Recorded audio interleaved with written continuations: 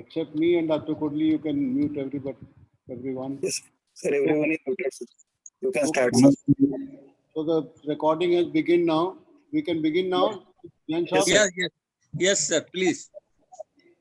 So a very good morning to everyone. It's a pleasure to see so many familiar faces every Sunday. And I want to extend a very warm welcome to Dr. Rajaram Kodli, who is our speaker today. I have a very brief introduction. I'm going to read it out to you.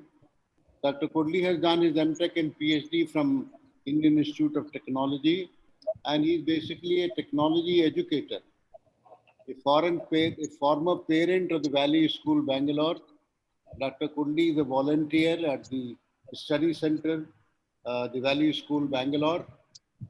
And he's going to talk to us on wisdom versus tradition. And when I got the theme, it points given an arrow which means Dharm Sankat. So I think Dr. Kodli will explain all this to us. With these words, I welcome him once again. And sir, you have time, you can speak for an hour, after which we'll take up questions. So you can begin your talk now. Thank you so much for accepting our invitation to come and talk to us. Thank you. Thank you, नमस्ते। तो मैं कोशिश करता हूँ थोड़ा बहुत तो हिंदी में बात करूँ, और ये भी कोशिश रहेगा कि 1 घंटे के अंदर मेरा जो भी मुझे कहना है कह दूँ, उसके बाद और शायद आधा घंटा या 1 घंटे के तक हम लोग कुछ संवाद कर सके, तो ये मेरा कोशिश रहेगा। तो जब गोपालन जी ने इस बार मुझे पूछा कि क्या मैं एक टॉक दे सकता हूँ, तो the talk is the dangerous thing, you know. Preparation करना पड़ता है, ऑर्गेनाइज करना पड़ता है, लेकिन वो संवाद है तो अच्छा रहेगा। कम से कम वो ये बातें करें या संवाद करें, कम से कम वो हम सबका या मेरा एक ज्वलंत समस्या होना चाहिए। नहीं तो एकेडमिक बन जाएगा, नहीं तो किसी का हिस्ट्री को पढ़ाना या कुछ आइडियल ऐसे बातें हो सकते हैं। तो आजकल जो चल रहा है, हर एक का अपना निजी जीवन में भी कुछ ना कुछ धर्म संकट चलता ही रहता है, ये करे या वो करे।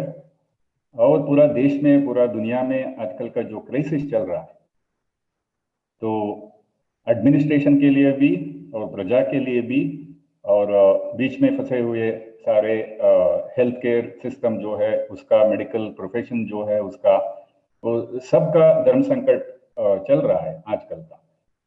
तो इसके बारे में हम लोग रोज जब सोचते हैं तो कहीं ना कहीं सबका एक विजडम है, क्या ये ठीक चल रहा है या और कुछ हम लोग कर सकते हैं, या कि इसका कारण क्या है। तो कुछ लोग मुझे भी लेके ऐसे सोचते थे लास्ट ईयर कि वायरस निजी में है क्या, तो हम लोगों को तो ऐसा नहीं लगा कि आई विल गेट इन्फेक्टेड। तो अगर इन्फेक्शन होगा तो होगा, तो इतना घबराने की क्या जरूरत नहीं। इतना मेडिसिन का या वैक्सीन का इसका इतना क्यों हल्ला चल रहा है, तो हमारा समझ में नहीं आ रहा। तो कहीं ना कहीं एक पर्टिकुलर वे ऑफ लिविंग, इसी तरह रहना है हमको, ये एक ट्रेडिशन बन गया है। उसका बीच में हर एक का अपना विजडम भी है, जो कहता है कि शायद इसमें कुछ गलत है, शायद इसमें कुछ सच नहीं है, या मैं क्या करूं इस समय में। तो मैं समझता हूं मुझे ये नहीं होगा, लेकिन सारे लोग कह रहे हैं तो कुछ तो है उसमें, तो मुझे नहीं होगा सोच के मैं नहीं लूंगा ये वैक्सीन या मेडिसिन, तो लेकिन मेरे वजह से दूसरों को कुछ हो सकता है। ये सब धर्म संकट चल रहा है। तो इसको सोचते हमने ये तय किया कि ये टॉपिक हो सकता है इस संवाद का। तो मैं स्टार्ट करता हूँ ट्रेडिशन और विजडम, क्योंकि हम लोग कृष्ण जी का बोधन से भी, दर्शन से भी जुड़े हुए हैं, तो वो बार बार हम सुन चुके हैं उनसे। विजडम वो कहते हैं, wisdom is the daughter of truth और the perception of truth. So from perception of truth, comes the wisdom. And wisdom का अलग अलग परिभाषा हो सकता है, और एक है कि हम लोग जो सनातन धर्म कहते हैं उसको एंशिएंट विजडम कहा जाता है. तो जैसे विजडम को ही धर्म समझ सकते हैं, धर्म कहलाता है विजडम. तो उसका समझने का कुछ कोशिश की है. विजडम, अगर if wisdom is perception of truth, लेकिन दुनिया में अपना समाज में जो धर्म कहलाता है वो ट्रेडिशन है. तो कृष्ण जी से हम लोग सुन चुके हैं, वो सुनने के बाद जब हम परखते हैं हमको भी नजर में आता है कि wisdom is perception of truth. उसमें है कि सही क्या है, लेकिन जब उसको हम नॉलेज करवा के एक ऑर्गेनाइज करके ये अच्छा है ये बुरा है ऐसा करे. Can I intervene, sir, for a second? Yes, please. There are some people who have difficulty in understanding Hindi. So अच्छा, I'll request you, if it is possible, please keep your main talk in English, and Okay. you can also bring in Hindi if you want to. But there are large number of people who have difficulty understanding Hindi. I have no हाँ, problem. Many people. नहीं ठीक है. आपने जो बताया अच्छा हुआ, क्योंकि मुझे भी हिंदी अच्छी नहीं आती है, लेकिन मैं कोशिश कर रहा था कि मैं बात करूं. जैसा हम लोग का लास्ट टाइम का एक इंटरेक्शन था उसका बेसिस में. So we have heard that, we have tried to understand wisdom as we heard from Krishna ji and many other seers, that wisdom a quality hota hai. Wisdom is a quality which is perceived from truth. It's a quality that occurs by the perception of truth. It's the quality of understanding what is going on right now, and from that understanding or awareness comes the right action. उसे wisdom कहा जाता है. और we have also heard ancient wisdom and Sanatan Dharma. तो सनातन धर्म जो कहलाता है, that is also translated as ancient wisdom. And there is one more context in which wisdom is referred in the context of Sanatan Dharma, that it is not just Sanatan Dharma. Sanatan Dharma implies that there is a beginning. It is ancient, but there is a starting time from where this started. And today what we are calling as Sanatan Dharma is a way of life defined by some shastras and some rituals, etc. So some of the visionaries or seers have also tried to say it is not just Sanatan Dharma, it is not just ancient wisdom, there is a perennial wisdom. Perennial versus Sanatan is, Sanatan implies there is a ancient, and Sanatan implies there is a beginning to this. Perennial implies that there is no beginning or the end. There is a wisdom. There is a wisdom, there is an intelligence that has no beginning or the end, and it is available to everybody. Some people at some point of time have seen that and they have expressed that, and that wisdom, when it is translated, standardized, put in words, and made into practice, that's what has become tradition. And for whatever traditions have happened like this and have been existing for a few thousand years, or as long as we can remember, we are calling that as ancient wisdom. So when we look at it as not just ancient, which might have a beginning even if it is few thousand years ago, when you look at it as perennial, it does not have a beginning and end. There is a different perception of these, the possible truth, or the wisdom that comes from perception of the truth. So, samasya kya hai?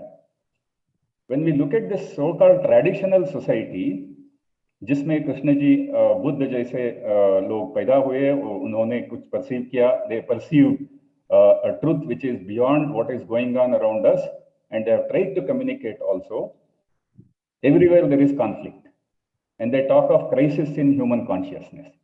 If every race of human beings, every nation has a tradition, has an ancient wisdom, which has been there, which has been standardized as a way of living, defined as a way of living.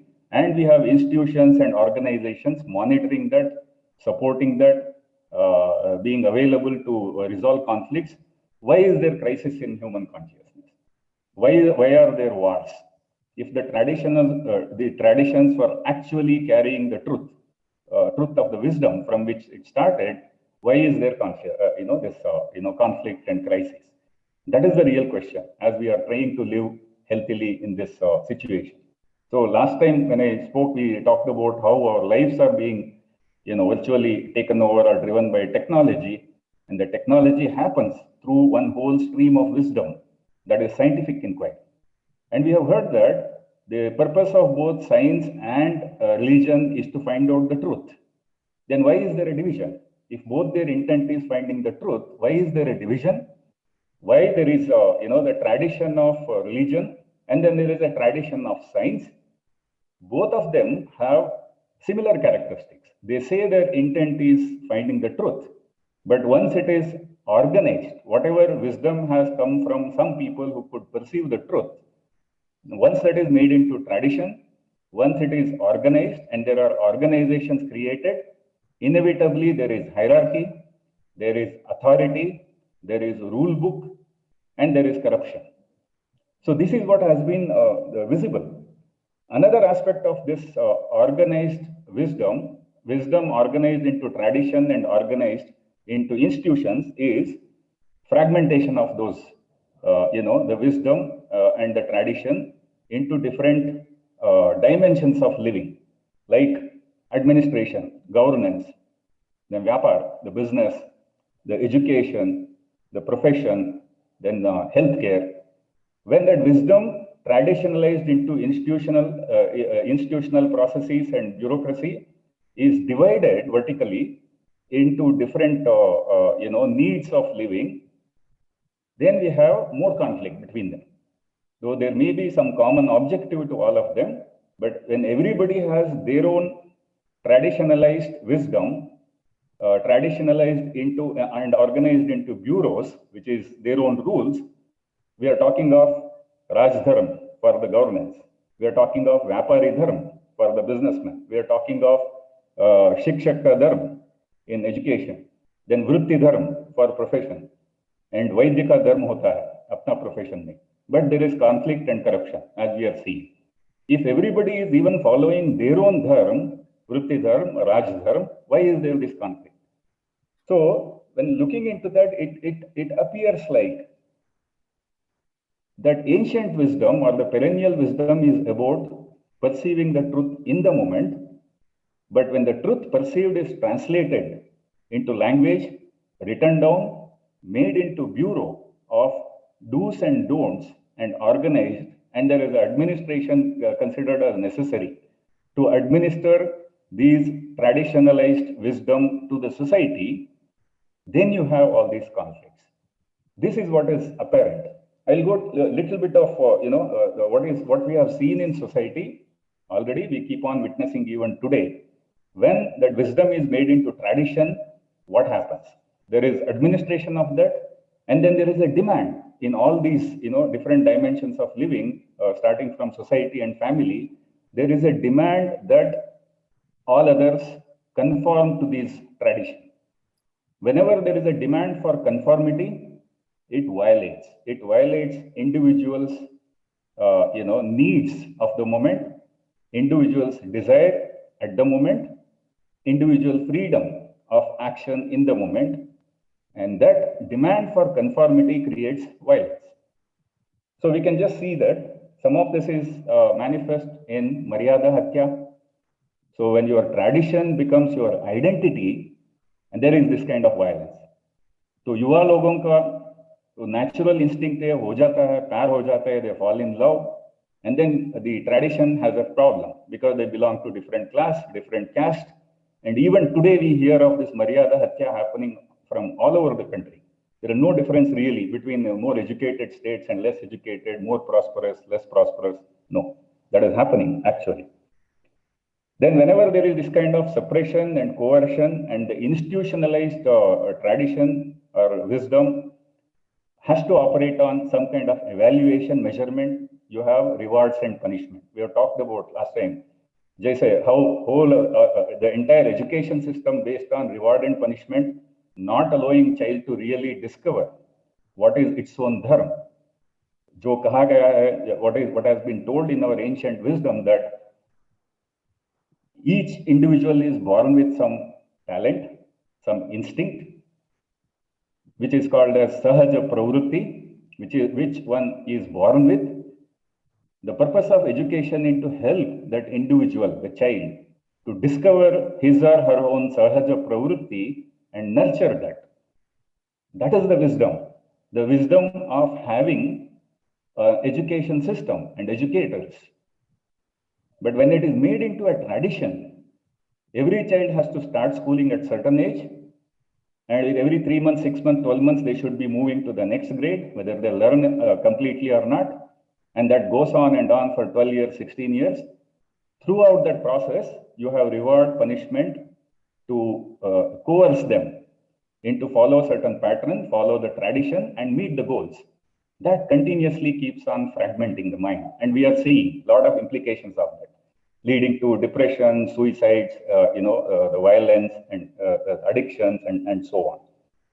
Similarly, we have also heard, for as long as human memory is collected and communicated, that once there was this division between religious organization and scientific organization, the religious organizations or authorities which are surviving and supporting the political authorities at all times have persecuted scientists who spoke the truth. So that should raise a very serious question. Is the purpose of both science and religion really truth? If both of them were after the same truth, why this persecution by the authorities, the political and religious authorities in persecuting the scientists, which has happened right from Galileo, Socrates, and as late as even in 20th century, we have Turing-like people, the scientists who spoke some truth, which was not acceptable to the traditional mind or traditional society, literally lynched or killed. And if we think that at the end of 20th century and the beginning of 21st century, we are better off, it is not so.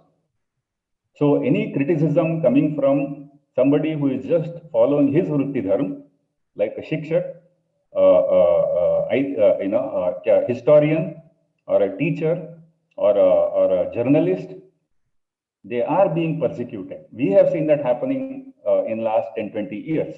Any voice of dissent or even questioning the way the wisdom is administered, the way the administration is administering, which is actually hurting the lives, you could be persecuted. We are talking of violence that is happening in the name of religious identities or regional identities, what is called as asmita and so on. We have even heard the public discourse or exchange between the Mahaprabhus of the country and the Prabhus of the Pradesh or the regions about Rajdharma and so on. And once that identity becomes more than the purpose of the tradition which it is identified with, we do have these persecutions going on even today as we speak. So is it that intolerance to questioning that has become part of the tradition, or is it one of the implications of traditionalizing the wisdom, which is leading to such identification? And when identity becomes more important, or it defines probably the ego of the whole society, that such intolerance to questioning and persecutions are inevitable. So specifically going into this organized education, where the purpose of scientific research is also to find out the truth. But when it is organized into institutions, when there is authority, when there is approval required, when there is conformity which is demanded, even with the most intellectual scientific research community, what has actually happened historically? I'd just like to give a couple of examples of that. Just as Newton, Darwin, Einstein, they are considered as sages. The equivalent of sages in the scientific discipline compared to a lot of other sages and seers we had in purely religious discipline of inquiry. Newton had his childhood problems, some kind of suppression. Then when he became the authority, he did a lot of original invention, the whole of 20th century, and continued, all the development. We have made a tradition of progress and development. All the development we are talking about is enabled by science and technology. In fact, science and technology are considered the only way, the only vehicle of that kind of development, that is ensuring healthcare for everybody, ensuring food for everybody, ensuring education for everybody, etc., is dependent on scientific discoveries and technology. Newton is one of the pioneers of that. We are talking of Newton, Darwin, Einstein, and so on. When he was growing up and when he became recognized for all his invention, the authoritative organization of that time, which was Royal Society of London, which had to recognize anybody's scientific discovery, and he became chairman of that by virtue of his own, achievements. But when he became that authority, he was very vindictive. He became vindictive. He actually, suppressed a lot of people who were, some of them are considered as better than him in originality. And there was a process of getting the approval by Royal Society. With one particular contemporary, he even instituted an inquiry when there was a charge of plagiarism against him. And then he himself, he constituted a committee, but he bypassed the committee. He himself wrote the report of that inquiry, declaring that his other contemporary was a plagiarist. But there were a lot of evidence to the contrary. This is one example of what it could do to a Newtonian brain. And then there was Darwin. So the Darwin's lifetime discovery was this, natural selection, how life has evolved, the intelligence has evolved from amoeba to the human beings. He traveled all over the world and collected the evidence, and he could fit it together. And some of his contemporaries who were also getting the same kind of discovering same wisdom helped him. They came together, they put together a whole theory, and when it was ready, he realized that this would hurt religious sentiment of the society in general, which was not ready to accept that God did not create it. Actually, the life and intelligence has evolved in the traditional understanding of what is God and what is not, and so on. Apparently, I used to study these things, the history of science and technology long ago. What I remember from one of those accounts is that Darwin did not publish his lifetime discovery for nearly 20 years, so that it will not hurt his wife's Christian sentiments. So do you consider it as wisdom? Yes, there is some wisdom in that. And he had that enormous love for his wife. He did not want to hurt her belief. And this is what belief can do to really genuine discovery of wisdom. That came from perception of truth in his discipline, the discipline of research he had chosen. This is an example of that.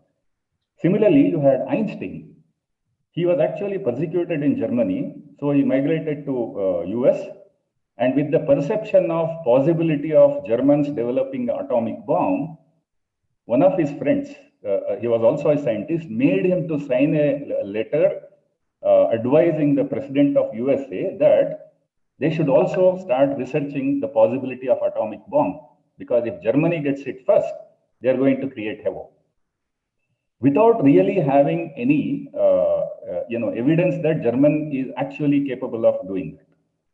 But what US did is they took that seriously, and of course there was in between, the bureaucracy and the politicians who had their own Rajdharm to follow. Everybody seems to have followed their dharma. The politician and the administration followed their Rajdharm. Einstein as a scientist followed his dharma as a scientist, Vijnanika dharma, jo hota hai. But they actually went ahead. Not only they did not just stop at discovering the possibility of atomic bomb. They actually created a bomb and went and dropped the bomb. Apparently, what the information in public domain from the unclassified documents is that president of that time, when he signed that letter authorizing dropping of the bomb, did not know what he was signing. Bureaucracy just managed it. And Einstein, who actually gave that, kind of alert, he did not know they are actually creating a bomb which would be dropped on people. And people who are actually told to drop, the pilots, the army men and the pilot who went in the plane and dropped the bomb, did not know what was the implication of that. They thought it was some usual, some grenade-like thing. People who actually dropped that, the army men, the rest of their life, they became insane, literally. And Einstein regretted throughout the rest of his life. He actually, when he was asked, when he heard of this Hiroshima bombing, he said, "Oh is me." That is, मैं दुख हूं, पूरा दुख जो है मानवता का, मैं वो हूं अभी. He did not say, मैं दुखी हूं. He did not say, I am sad. He said, "Oh is me. I am that." And that was the wisdom that occurred to them at that time. And he actually regretted that, why didn't I have that wisdom to imagine that these people will actually create a bomb and, drop that there. And we have already, we know, a lot of other cases, particularly in the religious discipline, or the discipline of inquiry and reaching the truth, starting from Jesus, whether it is our Kabir, and there are a lot of other, similar saints in every region in India, Tukaram ho, Jnaneshwar ho, in Karnataka maybe the, every one of them were persecuted by the clergy of that time. That is traditional, organized mutts and temples. They did not accept these people as seers. They were not ready. In fact, all of them were perceived as a danger to the clergy, and they were persecuted. So this we know. Now, does it mean that everything that is traditionalized and what is called as tradition, which has all these limitation, demand for conformity and persecution of those who do not conform or who speak the truth, which is not what is told by their tradition, is there nothing good in all of this? When we look at our own ancient, what we are calling as Sanatan Dharma, today, lot of our, the society, particularly of traditional Hindu Brahminical society, they're actually celebrating the fact that the West, the intellectual who are ridiculing a lot of our traditional practices and rituals, are today forced to follow that, which is keep your hands and feet washed when you come home. You just do namaskar from a distance, and all other things related, rituals, which today have a lot of implication to hygiene. Scientists are saying that, doctors are saying that, our traditional society is actually celebrating that. Whether they actually followed or not, in the time of this crisis, that wisdom is dawning. And we are actually looking into this seriously because you have no other choice. When you seriously look into a lot of this traditional, what is considered as tradition, and because of this fragmented Western education, a lot of generations of, our country, including people like me, we rejected that tradition, because at the ground level, when we were children, what we wanted is some compassion, love, understanding of what is my natural instinct, some nurturing of that. When we did not get that, we would reject whatever else may be there in the tradition. There was safety in those households, there was joy, there were relationships, but what we wanted was not available. So we rejected, we took our own path, and today we are here. We are having to not only discover or rediscover, we are having to practice all those rituals out of fear of death by this virus. Which means that wisdom was probably there in the tradition. The tradition started with those wisdom. But the way it is administered and the way it might have lost its sensitivity to what is happening now, to the people in the household, to the people you relate to the children, and that insensitivity and that coercion, the demand for conformity probably repels, creates, a rebel where it is not necessary, leading to some other path and degeneration of the overall existence, I would say, and relationship. So when we're looking into what are those traditions which might be having certain wisdom, very deep wisdom, which were discovered by some seers directly from the truth, it might have been traditionalized, but we might have forgotten or lost the wisdom of the tradition. But even if we follow it without understanding that, there is certain benefit for a quality of existence. I would suggest some of these things. Because we including myself, most of us were born and brought up in such society, which we didn't understand those rituals, and we rather rejected or rebelled against that. Shodash sanskar kehlate hain.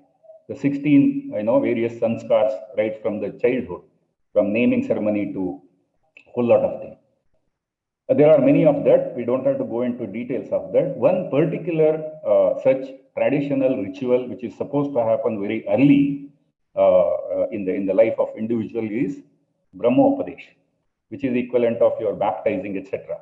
The real, if you get into the ritual, the meaning of that, what is the intent of that, and what is said in those mantras, it is initiating an individual early in age.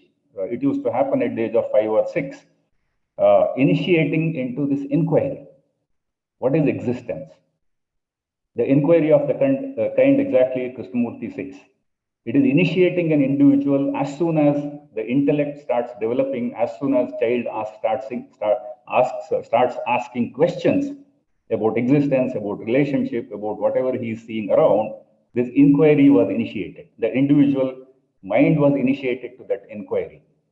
And we are struggling to get that kind of inquiry initiated in children in schools like Krishnamurti schools. Because that whole, the fertile land of a child is already conditioned by the kind of society it has come from. That is one. And then there is this tradition of 4 ashrams. Jo Brahmacharya ashram, Grihasthashram, Vanaprasthashram, and Sannyasashram Kerala. And today, when we deviated from that, development, economic development, moving from village to city, and every one of their children should be, employed in this, economically upward industries, and their daughter-in-laws should also be educated and working in the industry. Now, all your children and daughter-in-laws are going to, the factories or companies are working from home. They are earning enormously and handsomely. Now the parents have a problem. There is no retirement to the mothers. Maa kabhi retire nahi hoti hai. It's not a joke. Now, when their children have children, the tradition was the mother would virtually retire from all the household work at some point of time when she has a daughter-in-law, and then they would take care of the household, and you could retire. That was the Vanaprasthashram. You retire and contemplate about life. And there are particularly these traditions like in Kashi, we have heard of Muktidham kind of things, where once you reach that stage, you would rather go and spend time there. When you are free of all other, botheration of the household, running the household, you really get the freedom and leisure to contemplate. And that's when you start discovering a lot of conflicts. And we have heard of individual human stories where the body's time is over. The life has to leave this body, but it is unable to leave the body because there are unresolved conflicts. And we have heard of individual human stories of people lying like this in Muktidham, awaiting death, but they had to recall and they had to ask for those brothers, sisters, and to come and meet them and have a conversation and then resolve all their conflicts. After that, the life chooses to leave. So that tradition had a wisdom that you have to retire when your body starts, saying that I cannot do any more. Retire, contemplate, and there is a period of time when you are still in the household, but retired or withdrawn, retreated from your duties. You hand over the wisdom, and then you really go to the sannyas ashram, which is also psychologically. Maybe few hundred years ago, physically they had to go to a forest or an ashram, but it is actually virtual. It's not necessarily physically one has to go. But today, because we embrace this, modern science, technology, and economic, driven development or progress, as we call it, not the psychological evolution, we have exactly the other way around. The problem, which is, the other way around, which is with aging, the mothers are having to take more responsibility, and there is no respite. With their children and the daughter-in-laws also working, that's what he wanted actually. Today, they're regretting, what is the wisdom of this? Do we have to go on doing this? And they are asking, I know personally some of them who are asking their children, please leave me in some vruddhashram. You manage the way you want, all of you are earning, you can hire people to do all these household things. I want retirement. They are actually asking. So this is one of, probably that was the wisdom of that Vanaprasthashram and Sannyasashram. And Brahmacharya ashram was actually, literally when you go into that Brahmacharya, Brahma is what, our modern Sikhs are also saying as there is an intelligence, there is something sacred, an intelligence which is beyond intellect. Brahmacharya literally means moving with that, which is not describable, which is not touchable by the intellect. That was the literal meaning of that. And Brahmopadesh kind of rituals were to initiate that mind as soon as it starts asking question about the Jagat. What is all the transactions and what happens around that, you initiate that to inquiry.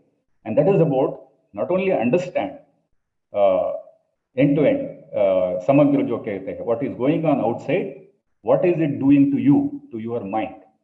That is the essence of wisdom seers like Shankara tried to tell. Then I would, so there are possibly, and similarly, what we all rejected as this, waste of material, wastage of time, and it is a blind belief like puja, part, chanting, and all of that, we are not sure today whether all of them were meaningless. But it was not questionable because the questions were not met with, a compassionate engagement of trying to explain or trying to explore. We rejected that. But it is not necessary that all of them did not have any wisdom. I would, it reminds me of one particular, incident. Personally, I was present. Rinpoche ji was here. As all of you know, he had interned with Krishnaji and, they had a very good, virtually Guru Shishya like relationship. And he's so passionate about both Buddhist as well as Krishnaji's teachings, and he's a living master in some sense. And whenever he comes here, we spend a lot of time with him, inquiring into things. On one such occasion, there was a kind of panel dialogue, and a lot of ladies from traditional but well-to-do society were there here in the Bangalore Study Center, and there were question-answer sessions. They would typically, we would have very, this kind of abstract philosophical discussion with Rinpoche ji, but those ladies coming from traditional well-to-do families who were deeply religious would ask what they thought was their Dharma Sankat.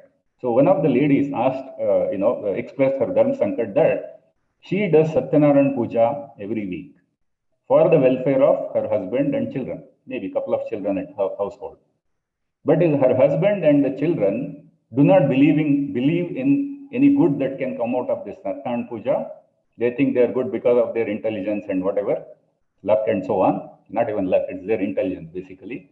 And they ridicule this. I have nothing to gain from that. I do this only for their welfare, for their well-being, for their success, but they ridicule this. What do I do?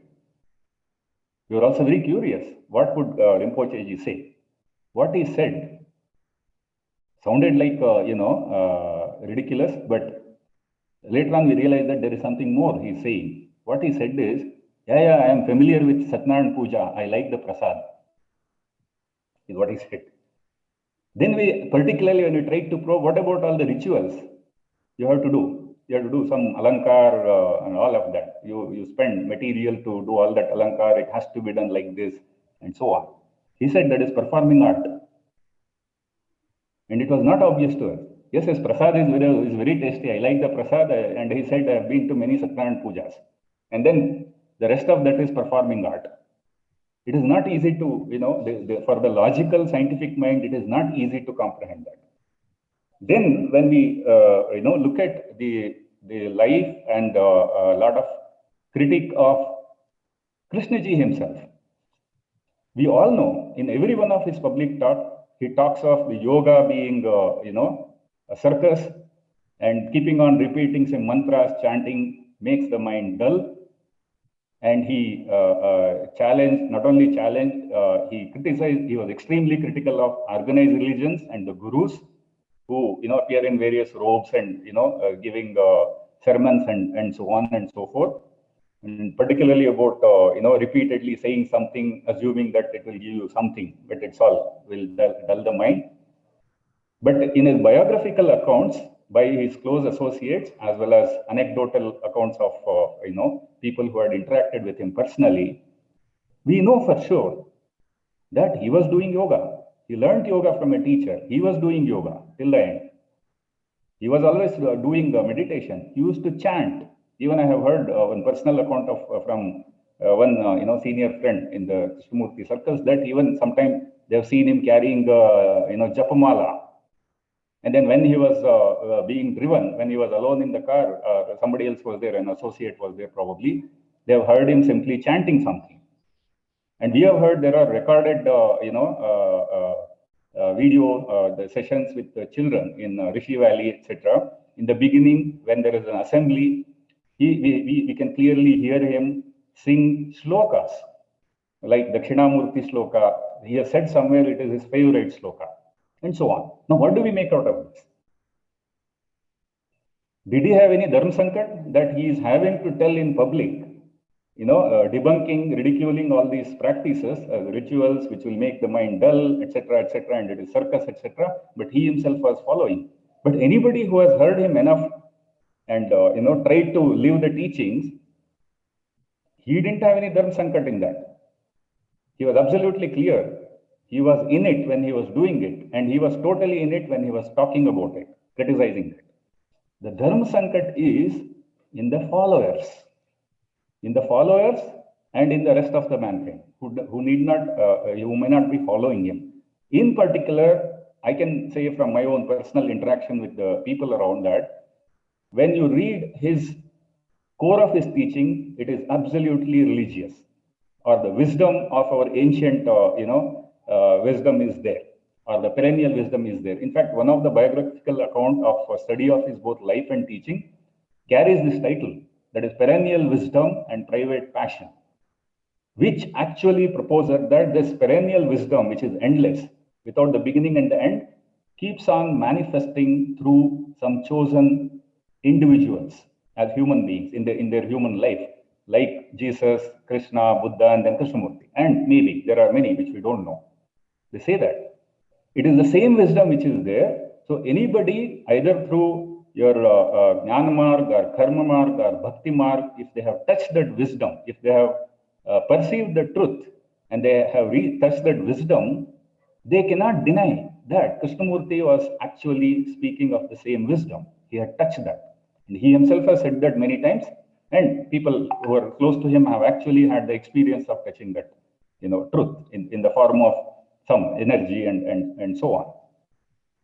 They, where it is traditionalized as our dharma, whatever we talk of Hindu dharma or Islamic dharma, etc., by his public criticism of all their rituals, they cannot accept him as a seal. But if they really go into the core of the teaching, he was talking of the same truth all their religions are saying. He did not have any dharma sankat, but these traditional followers of any religion, as well as Krishnamurti as a religion, have a problem considering him as a seal. And they don't talk of him. He's considered as dangerous. His books, in our normal religious household is not welcome. Similarly, if you read his educational discourses about education and society, he comes across as a social reformer. If you try to translate what he's telling into, administrable, rules, do's and don'ts, it will sound like, the Bureau of Socialism and Communism. Socialists like him for that reason. He's talking of equality of all the, human beings. There is no division and things like that. All these divisions are all identities or, imaginary and so on. But they also cannot consider him as an icon because he has probably he reserved his worst of his criticism to these regimes, the isms, and what they have done to mankind. In fact, in some of his talks, he says he sees in future mankind suffering from two extreme, the crisis caused by two extremities. One is analysis, another is Marxism. We still don't know all the implications of that. But if you try to translate all his talks, which has, about the social conditions, it does translate into, principles of socialism, which could be used as the foundation of some socialistic, kind of governance. But they cannot consider him as an icon because he has actually criticized extremely the implication of such, isms trying to organize this wisdom. So there I see Dharma Sankat of the regular, what we call as the normal society, the mainstream society, the organizations in that, both of the leftist and rightist kind, accepting Krishnaji as their, one of their seals.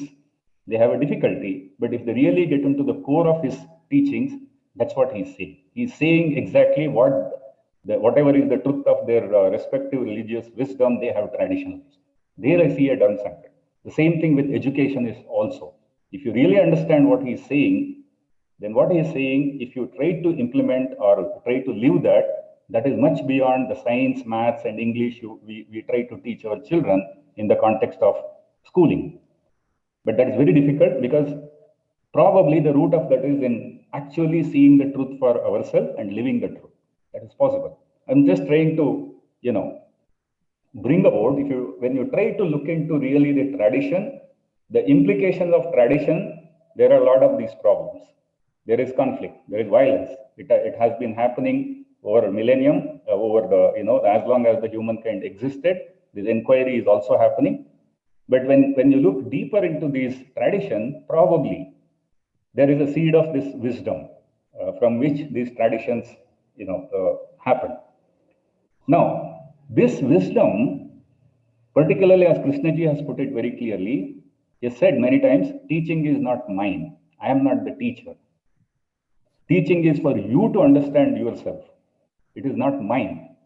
He has said many times, speaker is not important. The teacher is not important. Teaching is important. And what is more important is not even teaching in words. He has even said you cannot propagate the teachings. When people have asked him, how do we propagate this? You have to just live it.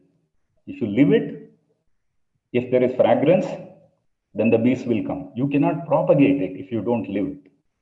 To that extent, he has been clear.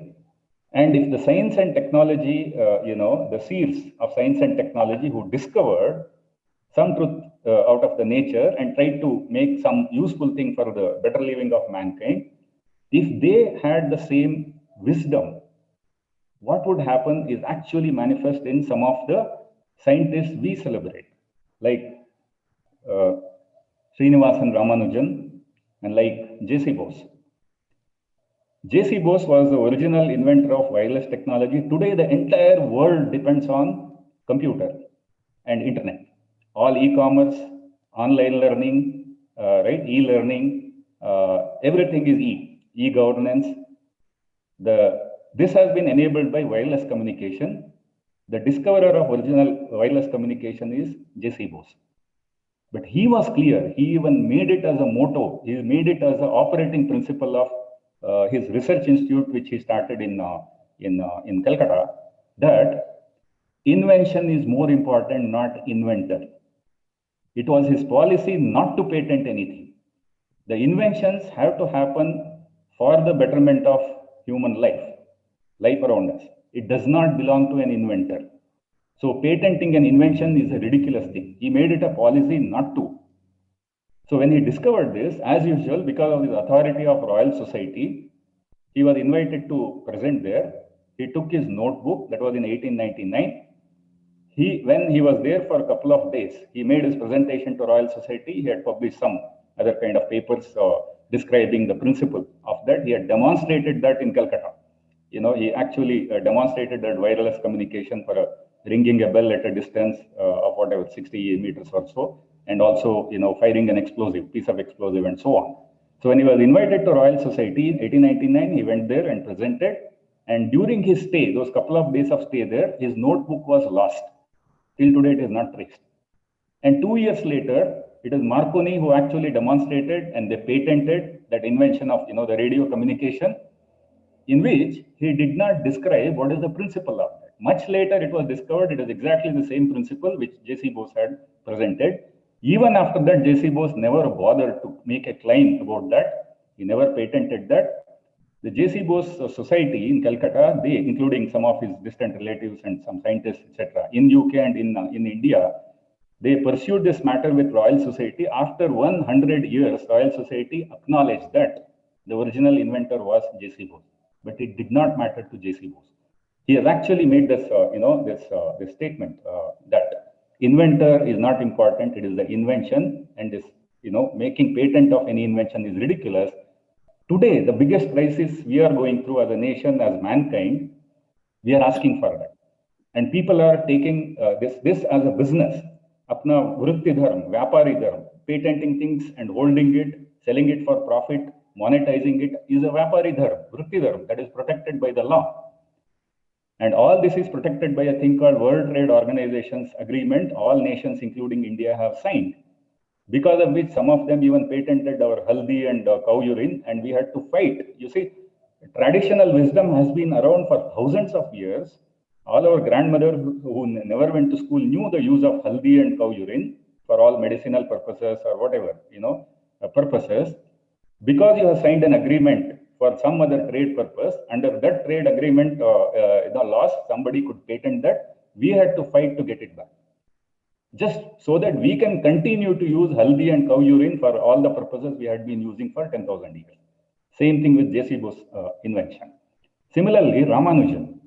Even today, the last book he has left, people are discovering, scientific community is discovering that he is a genius and so on. But what he used to tell is, any mathematical expression I am writing down, I am realizing, actually came from my family goddess. In my deep sleep, when I am deeply contemplating about this mathematical problem, their family deity, there is a name for that deity, that Devata appears in my dream. She opens a scroll and I see that it is not mine.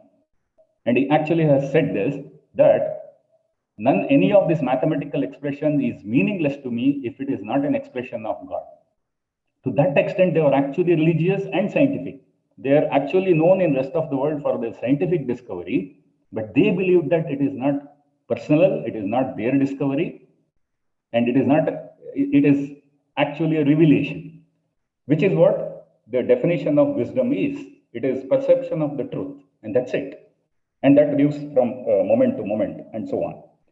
So the last one I would like to just share. This is again comes from my personal, examination and experience. Is one of the tradition that probably had a wisdom, but we rejected that, is doing Shraddha Kriya Karma of the dead, of our seniors. We all had rejected that. What ridiculous thing. The person is dead and gone. Even if you read Krishnaji's talking superficially, that's what it appears. Towards the end, he also said, what to do with his body? He said, okay, let it rot. But then he agreed, yes, there is something sacred about it. Just take care of it. Don't make a big, show of that. Just take care of it properly, dispose it properly. But in India, what we call as our Sanatan Dharma and ancient wisdom, there is a tradition. There is some rituals done every day for 14 days, and then every month, then every 3 months, and then up to 1 year, and then every year. We had rejected most of that. And including myself, people, when my father passed away in 2015, they thought I would not perform all these things because I'm a rationalist, and then I'm a follower of Krishnamurti, to be precise. But then I thought, no, I will do it. They were surprised. I want to do it every day. Because I had come across, when he was hospitalized few years before that, one of my friend who is a psychologist had given me a book called Voices of Death. This is a research monograph which came out of 30 years of practicing counseling, that is psychological counseling, by a couple in the US. There were a couple, both husband and wife. They were psychology students and counselors. They were established researchers, psychology and psychiatry. They had, what came out of their 30 years of practice of counseling the survivors of dead people who died. They were old aged, but these caretakers, their children probably had a lot of attachment with them. They were unable to accept the death of their elders or associates or friends or spouses or children. Then there is premature death, either by accident or a disease, or a pandemic like thing happens. Today we are going through this crisis. So from their 30 years experience of counseling the people who are unable to accept the death of their loved ones, expected or unexpected death, came this monograph that is Voices of Death. What it said is, they, at the end of that research, they actually prescribed that from the day of that kind of death, the counseling should happen every day for 14 days, 2 weeks, and after that, every month, every 3 months, a special counseling along, elaborate counseling. At the end of 1 year, an elaborate counseling. And then after that, you follow it up with this kind of counseling session every year, once in a year, until they get over all their attachments, until they let go of the memory. This to me was amazing. It actually matched this. Maybe we forgot the wisdom of that, but even if it is followed traditionally, what would happen during those rituals is the entire family, known people would gather and talk about the person. Gradually, we would let go of the memory of the person. It is called catharsis, you know. So the point is, probably there is wisdom in every one of the tradition. Is the problem of Dharma Sankat essentially, we are unable to, we have lost that wisdom just looking at tradition, experiencing only, you know, the wrong end of the tradition, and therefore we reject the whole thing. Is that similarly, what is possible, then what is dharma? What is that Krishnaji and other seals were trying to tell us? And if this is perennial wisdom, if it is timeless, which has no beginning and end, and all of them are suggesting it is here and now, in every moment, in moment to moment, can we be inquiring into the moment, the experience of the moment? Can we come upon the truth? Can we directly perceive the truth? Let wisdom occur every moment, and can we live in that wisdom, which is insight and action coming out of that insight, rather than following tradition or being subjected to traditional, you know, administration of the, you know, do's and don'ts, which is violative. Therefore, it leads to all kind of, you know, rebellion and so on and so forth. Krishnaji particularly uses a word in some context of when he came out of the larger organization which facilitated. He has said he never denied those masters, etc. But he had to rebel because he was with the sublime, and they were making it ridiculous. That to me seems like, you know, a more precise description of what is wisdom and what is tradition. Wisdom is sublime. Tradition has all the potential of becoming ridiculous without the wisdom, without the living quality of the tradition, which can bring about that wisdom every moment. Therefore, the questions I am, opening up the further dialogue or samvad is there a dharma? Wisdom is translated as dharma. Tradition is also translated as apna sanatan dharma, etc. Is there a dharma which is individual dharma, which is exclusive of a dharma, a way of living for the entire mankind? Does tradition, as we know, does it have any role to play whatsoever in facilitating the perception of truth in the moment? That is, realizing the wisdom for oneself. Does tradition have any role to play whatsoever? These are the questions I would like to open the, you know, discussion with. Thank you. Thank you, Dr. Kudli. I think you have very rightly put it, the tradition in its wider perspective. I just want to add that, you know, truth has to be same. Truth can't be different for any religion. Unfortunately, religion from the time the Industrial Revolution came was equated with belief and faith. And people forgot that religious inquiry is basically the quest for truth, as you've also mentioned. Krishna, in all his lectures and writings, never defined what is truth, love, and compassion. But he mentioned that a state of mind which can see things as they are without distortion. That is the state where something will come. You can call it creativity, you can call it love, whatever.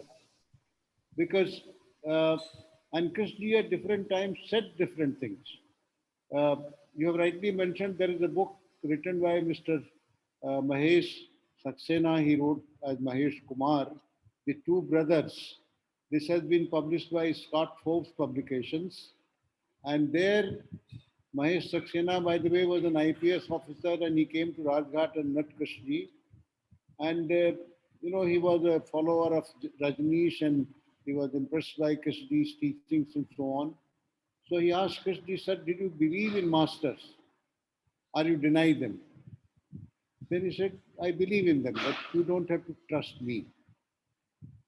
So, and then Mahesh Saxena writes that if he had said that he denies it, I would have not joined the Krishnamurti Foundation. He was also secretary of the KFI and a trustee. So I think, the mind picks up things which are very easy. For example, Krishnaji says that the traditions will not take you anywhere. So I stopped going to temples. I stopped, doing things because they're easy for me to do rather than getting deeper into it and all that. I think with these observations, I'll read out a question put up by Shakti ji, who is associated with the Krishnamurti Study Center Rajghat. It's in the chat box. He says that neither Shankaracharya nor Burton Russell nor Krishnamurti is tentative. What does that imply? Would you like to say something about it? Then I'll ask Dr. Gajanand Rao to make some observations. Can you read it right again?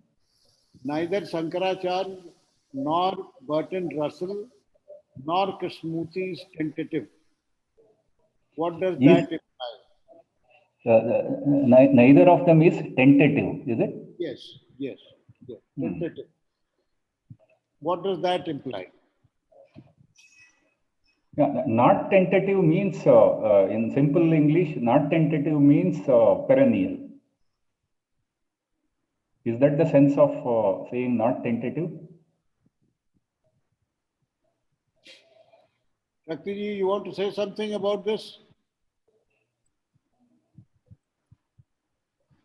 Unmute. Dr. Rao, please unmute, sir. Yes.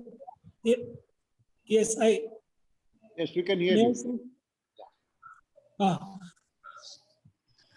You see, when I say we are not tentative, that they are telling opposite things. Burton Russell is saying something, Shankaracharya is saying something, and Krishnamurti is saying something. But they are telling this is it. That is not tentative. Yeah. It happens with tradition also, it happens with outside tradition also. That's what I wanted to say.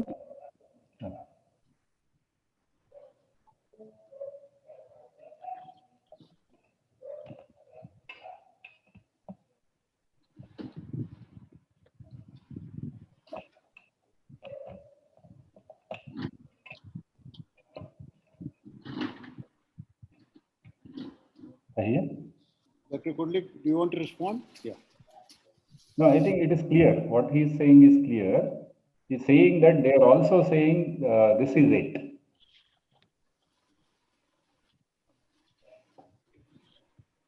Right? They are not tentative in what they are saying. They are also saying with a finality that this is it.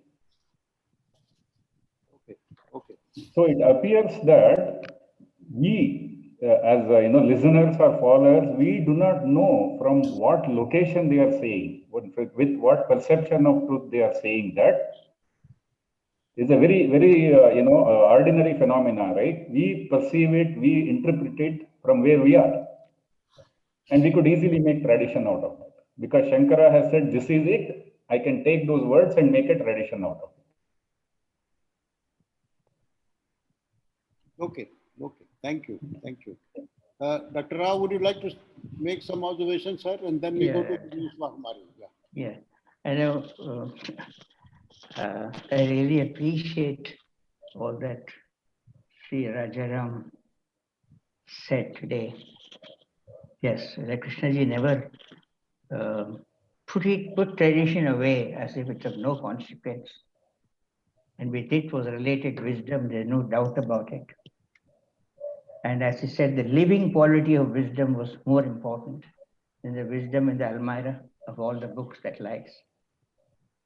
But one couldn't really exactly know what Krishnaji meant sometimes. As Kuldeepji was saying, Is it Kuldeepji or am I Kudli? He would finish a speech sometimes in Vasanta Vihar, come back to people there inside, sit down and say, what did I talk today? What did it mean? Like that mathematician is saying, it all comes from somewhere. I don't know what it is. And then from that, I produced all the miracles Ramanujam said. That would have been, in fact, when you go back to the talk, it's a marvelous talk. And it came to him unexpressed. Where did it come from? We don't know. From the depth of something, the height of something. So they're all very unique individuals who have touched that. And we can't go on criticizing. Like I have seen sitting in Rishi Valley after a nice recital of songs, he was requesting the singer, I just didn't remember the name, a very famous person. He was asking her, would you sing Mera Bhajans? There is bhakti in it. So you can't rule out that Krishnaji ruled out bhakti as part of whatever. There was that. And as he mentioned, Rajaramji mentioned, it is true that he chanted himself. And he did give it some reverence, some significance, if not reverence. And not that he was too attached to it also. So this is something, enormity, which is beyond our comprehension. There is some enormity. There is something very high which we are not able to touch.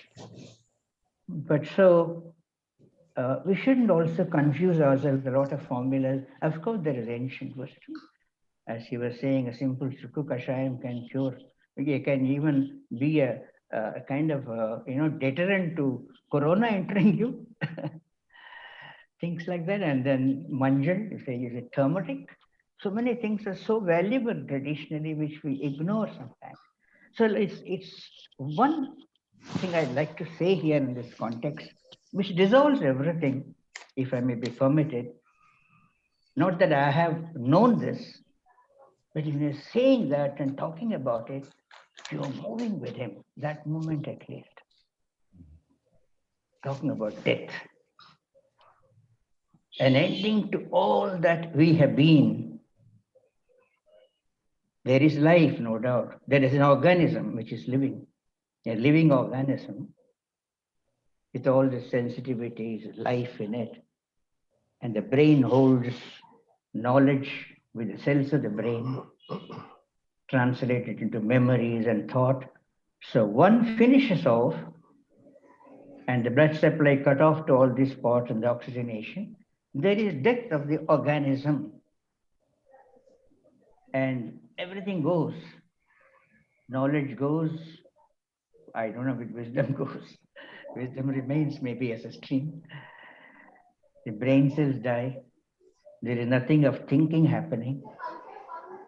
But he's asking, instead of that ultimate death, that was a very, very, emotional, passionate question, if not emotional.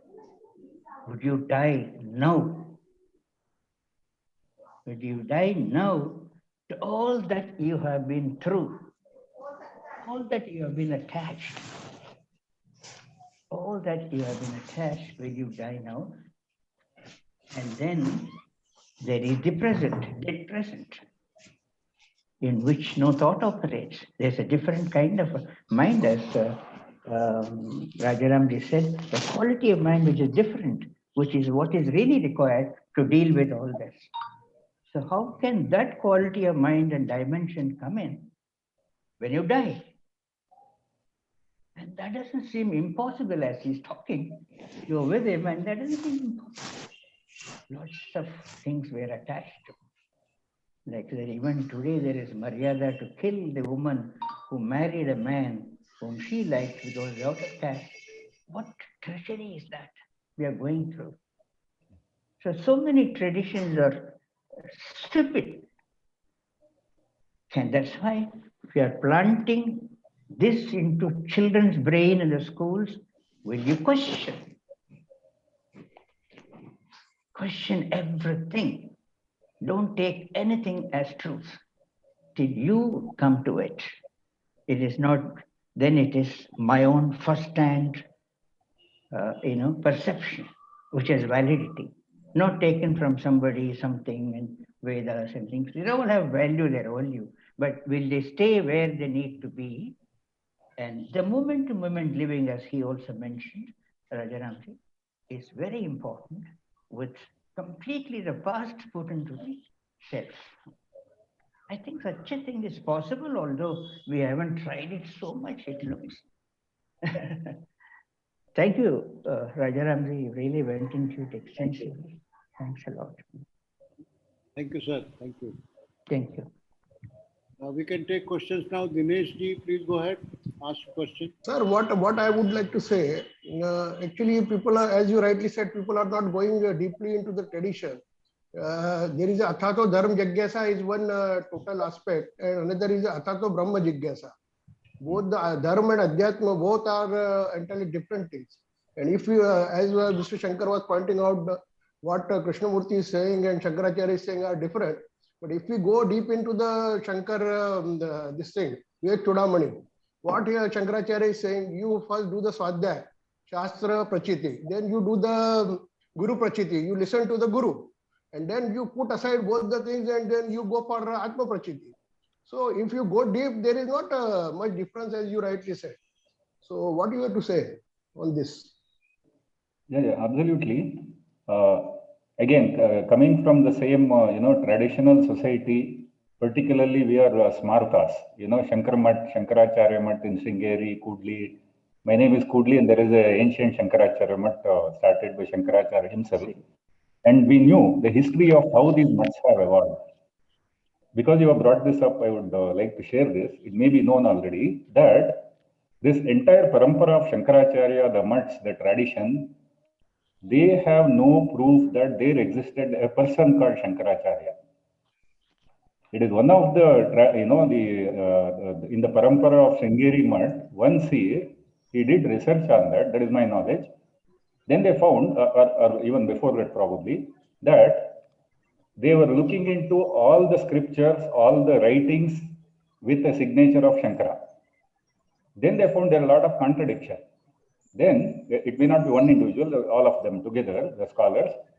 They found here are these, writings, the commentaries, which on, Brahma Sutra, on Upanishad, on Bhagavad Gita, etc., etc.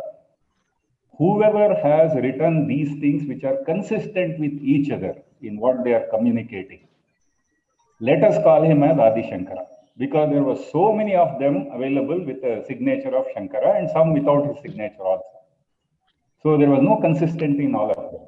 They just came to an agreement that if there was one person, let's assume there was one person who wrote these 3, 4, 5, 6 scriptures or commentaries which are consistent with each other in what they are trying to say. Let us call him Adi Shankara. Then they found a reference of Kalati somewhere. This once here in the parampara of Sringeri, he went and then they created a temple for Adi Shankara there. He got a murti created, a statue of Shankara created.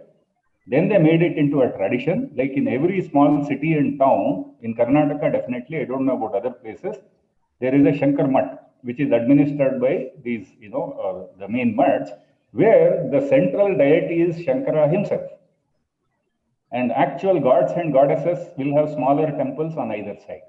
This is how traditionalized it is. People go there every day. It's a nice environment. There will be puja, prasad, all that, Ganta, Ghosh, everything will be there. But you cannot ask any question. There is no dialogue possible on Dharma or Shastra. So that is true. And whereas for that reason, we all came out of that, or rather, did not like to follow that. But much later, recently, in last 10 years, when I came across Shankara's Adhyasa Bhashya. So Adhyasa Bhashya is supposed to be his most original contribution. He says that in the beginning, there are a lot of revelations. He says the other commentaries he wrote are to clarify, to clear the confusion there was about what Vedas communicated, what Upanishad communicated, etc.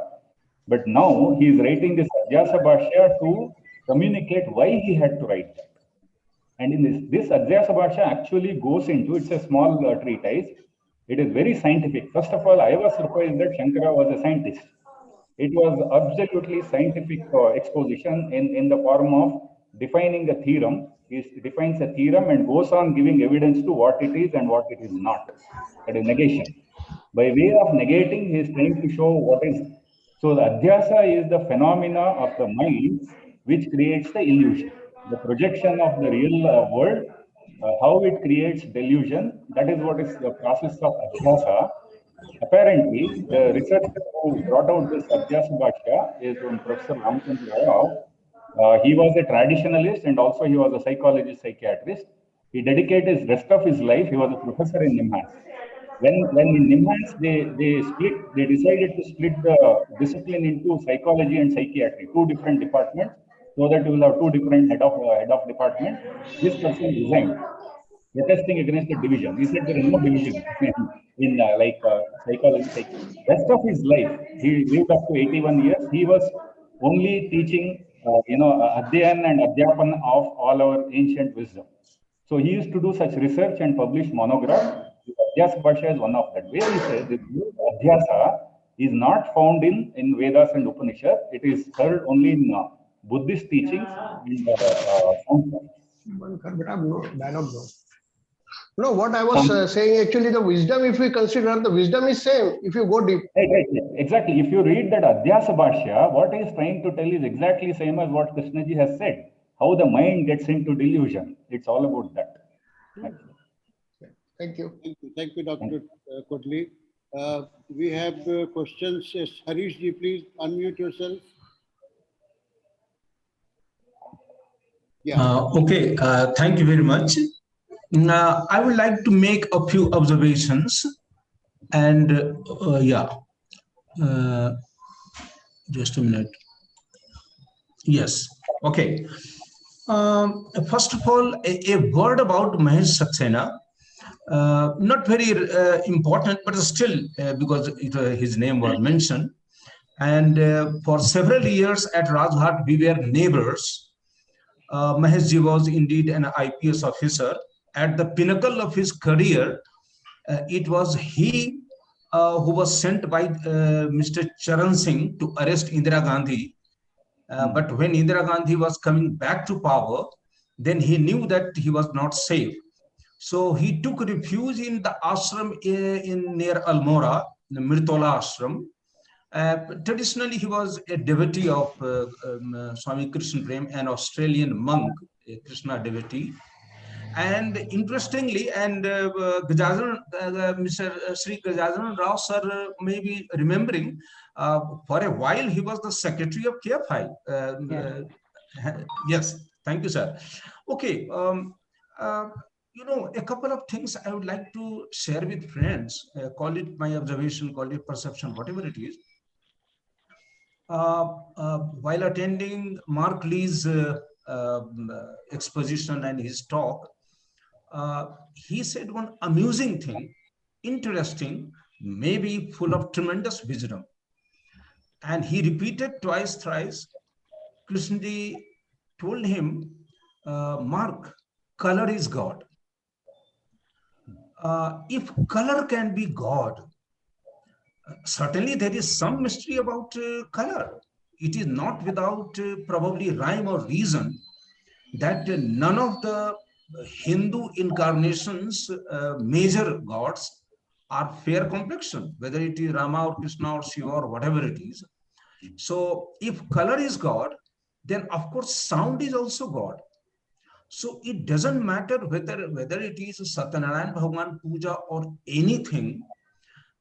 Whenever some mantras are chanted, though it doesn't belong whether that mantra belongs to Bismillah Rahmane Rahim to Islam or the so-called Sanatan Dharma, it doesn't matter. It doesn't make any difference. There is a certain science behind it and a certain effect on it. And if I'm allowed, every year, exactly 12 Pandits in Kashi, they used to be invited to Rajghat, and Upasani ji meticulously arranged it year after year. They used to chant in unison. One day when Upasani ji was bringing him out, Krishna ji out, looking for his sandals, he said, Krishna ji, are you okay? Because you are stumbling, you are tripping. And Krishna ji said, Upasani ji, did you feel the effect of those mantras? He said, they are more powerful than atom bombs. So one cannot deny that. And all of us who have read Pupal ji's biography of Krishna ji, one day while driving his car in Switzerland, the sun was setting, and I think it was Om Bhurbhuva Swah, it was Krishna ji chanted. So, well, I can't say that it was irresponsible of Rinpoche ji to say that the rest is performing arts. Again, Rinpoche ji and I have been colleagues. We were part of the Hindi translation committee, and for years, almost for a decade, we worked together. I have great respect for him. But yes, I would say one thing, and we should not ignore this. If you really read the story of Satyanarayana Bhagwan Katha, or whatever it is, or for that matter, any Hindu puja, they center around one central aspect, Artha Dharma Kam Moksha. You know, yesterday I was amused to contemplate one thing. There are many Hindus who believe that if you chant Mrityunjay mantra every day, Corona can do you no harm. So that means you can conquer death. And yet, Mrityor Moksha, if you look at the word Moksha in Mrityunjay mantra, the very meaning of Moksha is that this body is a bondage. I should step, whether I should run towards moksha or I should inch towards, limp towards moksha. So if Rinpoche ji studied those mantras, then he would realize that even though foolishly or wisely, people may believe that those pujas may bring them certain worldly results. I really don't know. But that's one should not lose sight of. And one thing I will remind our friends. There are too many people raising hands. Just one, two, three sentences, Dubeyji. We all know that Krishna ji told Radha Vernier that please do fight for the post of world president of Theosophy. And she said, no, I have no chance. And Krishna ji said, don't worry, there will be forces to help you. Over the decade, over the years, I have collected many angels. I can spare a few. Now, if something has to be accomplished in the world, then probably I'm saying it very tentatively. Probably some extra help has to be sought. It doesn't matter who that is, who that person is, or what the mission is. Last but not least, sir, you have covered too many topics, you know, to pinpoint a single question. But I would certainly impress upon one thing, and there I agree with Gajanan Rao, sir. Sir, there are basically two problems. One thing is that tradition, let us say tradition, it doesn't matter whether Buddhist tradition, which also has chant, just like Satyanarayana Bhagwan Puja, every Buddhist, no matter which sect, they have their own chants. So the problem is that we start identifying ourselves with the tradition we are born into. So somewhere down the line, we lose the holistic perspective. That is one thing, sir. Second thing, you know, personally, I respect all the religious traditions, but I think the time has come for us to encourage those forces which bring mankind together rather than divide. So without denying the truth of tradition, in the 21st century, we have to impress upon, or we have to emphasize humanism part. And for that, nothing is, sir, more important than Krishnaji's Arya Satya. We are the world. and the world is me. So we all are one, and we should do everything possible which bring people from different religious denominations together. Thank you, sir. Thank you, Harishji. I think there are too many people asking questions. Let's start with Anandji and then Clemis. Anandji, wherever you are, please go ahead. Yes, sir. I mean, what I observe is that, like most of us, we are confused, and I mean, we have so many challenges in life, and tradition gives me some hope, so I mean, something to hold on to, which is it gives me security. Whereas when I remain with Krishnamurti, there's only insecurity. Isn't it so, sir?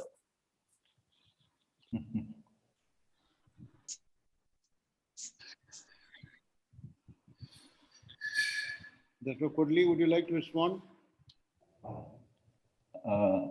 No, I know Anand since long, so I've heard him enough to, that he won't be satisfied with any simple answer. There is no answer, it's a question, I agree. Where I will use this, the question he has raised as, the traditions give security, whereas, Krishnamurti only invokes insecurity. I'll use that question to say something which I wanted to cover. If all the traditions were, like I earlier mentioned, the tradition has also divided dharma. And there are different dharmas defined for different fragmented mind, like Raj Dharma for the administrator, Vaidika Dharma, Shikshaka Dharma, but they are in conflict. So for each of them, their own traditional wisdom or, this dharma as defined is giving them some security, like Anand said. But together, they're actually contributing to increasing the disorder in society, which is a fact. I was surprised that is it something like only I have a problem with the rest of the world? It is not. People who are more, the read, who are, scholarly about this can confirm this. My father told me someday there was a translation of something Tulsi Das ji had written in Kannada. It came in Kannada magazine. Because he was also, my father himself was struggling with, from generation to generation, his children and grandchildren, there was some, some kind of a disorder. Things were not working as per the tradition he was holding. So he showed me this article, which was a translation of Tulsi Dasji's writing. Tulsi Dasji obviously lived few hundred years ago. I don't know exactly how many hundred years ago. He has actually written in detail, as the time passes, how the relationship will be degenerating. The disorder in human relationship he has written in detail, to the extent of what kind of expressions, what kind of talks will happen between parents and children, between father and son, between husband and wife, between daughter-in-law and mother-in-law, between employer and employee. All the dialogues you see in all these mega serials, which is all about conflict between family members who are very well to do otherwise. That level of dialogues he has written few hundred years ago, that is indicative of the times, the degenerating times. There is something happening in the universe which is actually degenerating. Scientists call it as disorder increasing in terms of scientific terminology of entropy. They say entropy is increasing and there will be more disorder. These are probably manifestation of that continuous disorder in human life. That is one. So once we have divided and fragmented the mind, assigned different responsibility to different people, there is different tradition, different bureau for everybody. They may find security in that, but together, since they are administering the same world, they are in conflict with each other, the disorder has to increase. Not only Tulsidas. Recently, I heard, Maharshi Vyas, who lived probably thousands of years ago, as we know, at least Mahabharata time. He has written this Kalagyan, which is available as whole lot of scriptures in a temple in Tamil Nadu called Vaidyeshwaran Koil. Even today, I personally know people who visit the temple, they ask questions, they get answer from that. That scripture is also full of such things, which individuals can relate to. It goes into the details of the conflicts between, relationship, of all kind of relationship, parents, children, husband, wife, and so on. That is written by apparently Vyas Maharshi. Then a couple of 100 years ago, 200-300 years ago, there was one, the modern philosopher seer called Friedrich Nietzsche. Probably a lot of you have heard of him. In his time, he was considered as a mad fellow, but he was deeply, I would say, perceiver of truth. What he had written is that one of his famous, quotes. He has written a lot of other things. That with time, with the degeneration of, the human mind, people start seeing that there is no meaning to the kind of life they are living. Means they don't see the meaning, any worthwhile meaning, there is no sacred meaning to the kind of life we are living. Adults will become more and more addicted to religion, religious practices. And children, the youngsters, will become more and more addicted to substance. This he had told 250, 300 years ago, which we are seeing today. Actually, this substance abuse has become rampant, even in our great nation like India. This is what Nietzsche has said. And together, putting it all together, Kay has said, who lived till few decades, till 1986. It's only 40, 50 years ago. He has said often that crisis in human consciousness. So to me, this is a call. People have said this for thousands of years, like Vyas Maharshi. Then Tulsidas ji has said it for a few hundred years.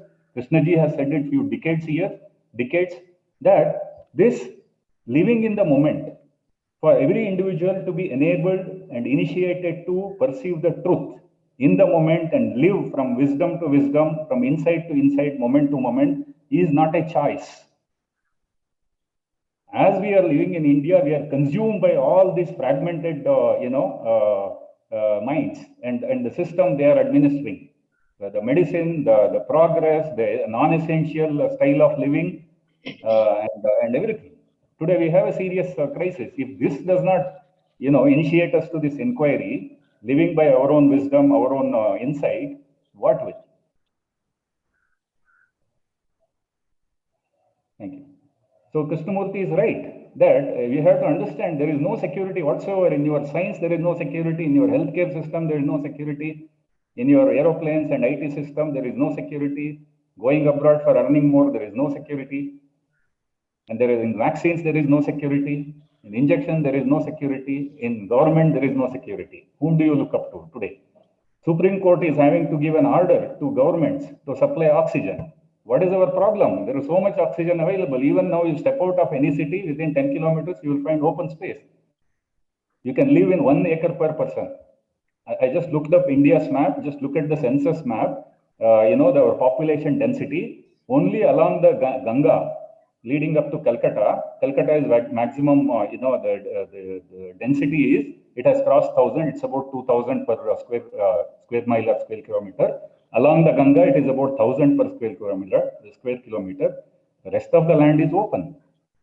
Right? It's about 250, 300, 500 per square kilometer. Each person can live in 1 acre of land. So much of sunlight is there, pure air and pure water is available. It is so obviously our fascination for this progress, living more comfortably, living in urbanized area, urbanization, we have invited this crisis. So the insecurity is more a fact than security anyway. Thank you, Dr. We will take the last question now. Clemens. Answer to Mr. Anand Dubeyji. Yes. Answer to Mr. Anand is what Krishnamurti says. Knowing fully well there is no security anywhere is security. Yes. That's right. Clemens, please. Yeah. See, I am not a Indian person and I don't know much about Indian tradition and puja and all these things. But I was born in a traditional Christian family, and in my family there is always, every generation has nuns.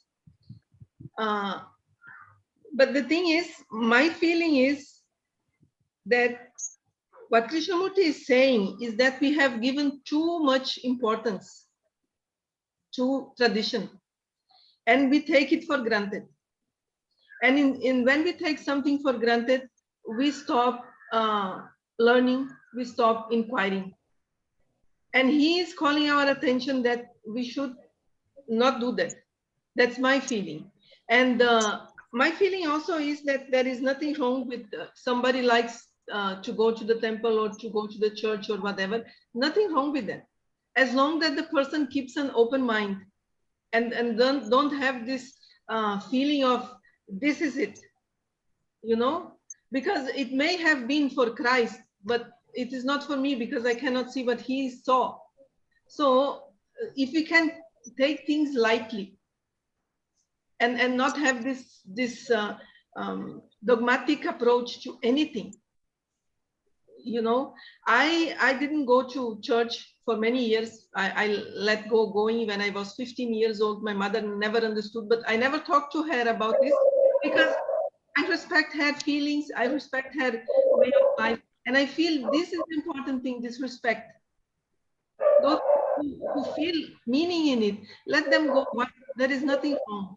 But those who don't feel anymore, then they listen to Krishnamurti and they will find meaning in something else. And Krishnamurti also said that there is security. But security is in intelligence. The intelligence gives security, not the things that the mind holds on to. So I just wanted to say that because I feel many people feel Krishnamurti was against this, was against that. I don't feel so. I think he was just pointing out, calling our attention to what we are doing with what has been given to us, which is rich. You know, every culture, every country has richness in it, but we have made it into an awful thing. And that's what I wanted to say. Thank you, Clemesh. Thank you. Very rightly put. Jain Sahab, should we close now? It's 12:40 now. You have to declare next Sunday's program, sir. Okay, okay. So first of all, Gopalan sir is very much there. Let him say what subject he is going to take. okay, so first of all, let me thank Dr. Rajaram Kudli for accepting an offer and being with us today. It was a very interesting and informative talk, sir. Next week, we'll have Mr. S. Gopalan, who is connected with the Valley School, and Mr. Gopalan is going to talk about insight so near and yet so far. So it will be at 11 o'clock next Sunday. You're all welcome to join us. With these words, I thank Dr. Rajaram Kudli once again. Thank you all. Thank you. Bye-bye. Thank you, Dubey sir, Thank very you all. much. Thank you very Thank much. you. Thank you. Thanks to everyone. Please close it. Kamlesh, please close it.